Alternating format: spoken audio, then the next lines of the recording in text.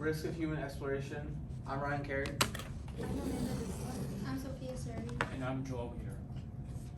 So, space missions are 0% risk. So, COSPAR, that is the Committee on Space Research, points out and sets a limit for it. So, what is the limit? The limit is for the sterilization levels. That is 1 to 10,000 probability of risk. It's the cap for the sterilization process. And then, if we don't do that process, it can be end of mission sterilization. That is the process of the COSPAR. So, yeah. Our research question is it ethical to risk contaminating other planets in pursuit of human exploration of space? So our conclusion for it is that the precaution needs to be the first thing that we can see, because we have to think about economy. We have to think about what's the risk for the humanity and what can be thing that can change countries or the humans themselves. Ethical limits of AI in space. AI helps us explore dangerous areas of space more safely, but does not eliminate the risk of contamination. The risk becomes greater when private companies that have less regulations than NASA take the lead in missions. Ethically, we have the duty to respect other planets as valuable in their own rights, not just resources. To protect these environments, we need stronger international laws and more effective sterilization measures before expanding large-scale missions. So, we have an example of what happened some time ago in NASA. That is, an extramolecular microbe survived into the COSPAR limit. So we have a clear example of that we don't have a 0% safety protection with that limit. And that bacteria survived into the International Space Center in space. So if the sterilization is not the sterilization process is not made correctly, it can change the world that we live. It can change everything that we know and what is happening to the humans in the future. Prevention of astrobiological alterations through technological aspects. NASA and other spacefaring nations, agencies, and organizations want to minimize potential contamination. They want to do this through inadvertent transport of Earth organisms to other astrobiologically interesting solar system bodies.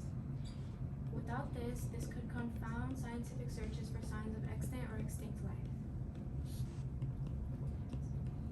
Technology can also lead to economic negative impacts to humans and to space. It can lead, going to space is very expensive, and if you go to mine, it's even more expensive because you need complex technology to do so.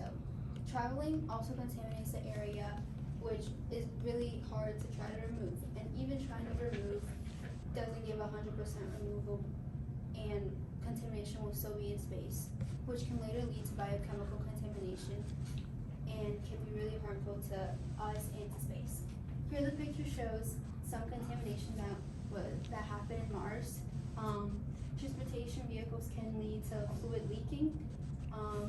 Housing units can also lead to fluid leaking, and waste handling humans can, the footwear of humans can also cause contamination. And here are some pictures of the contaminations in Mars, which shows that it can really harm the space and to us because we won't be able to use the space resources anymore. Putting ethics into planetary protection. When we send spacecrafts to other planets, there's always a chance we can bring tiny Earth microbes along with us. If that happens, we could lose the opportunity to discover real alien life. This is because we might end up finding life we accidentally brought with us.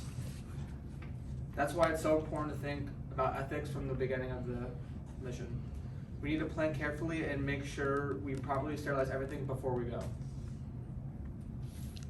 Mining in space can also lead to negative economic impacts to developing countries. Many developing countries have mining as their main economic source, and many people work in these minings.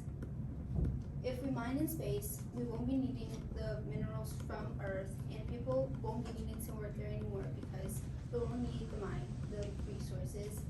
And these developing countries also don't have the money and resources to build their own spaceships and go to space to mine themselves. One example of this is South Africa, which is the main platinum resource in the world and can make up to 3 billion worth of platinum. But we have found asteroids that can contain much more money of this platinum, which means that over 400,000 people will lose their jobs in South Africa, and the economy of the country and the people will go down. High priority protection. So far, planetary protection is about protecting the science. By avoiding contamination of extraterrestrial habitats, it will also avoid the destruction of any life before it can be discovered. This would ensure any life discovered on that world really is